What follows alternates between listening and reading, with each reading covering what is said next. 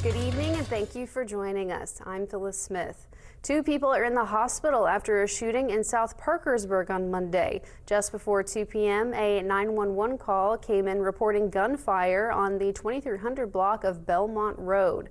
The first caller said the gunshots were fired into the passenger side of a car. The Parkersburg Police Department says the victims moved and were found 1 block from where the shooting happened. The names and injuries of the victims are not being shared because of the active status of the investigation.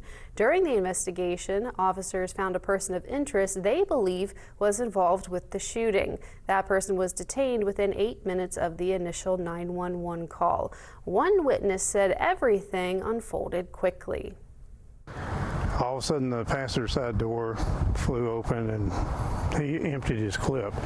But what I hadn't noticed at first was another car had dropped someone off. He walked across from the swimming pool and had a gun and pulled it when he got to the trash cans. And I mean, it just all happened so fast. Out of caution, 3 Wood County schools were placed on lockdown. Those were Guyon Elementary, Parkersburg South High School, and Franklin Elementary. The shooting did not happen on school grounds, and no students or staff were injured or involved.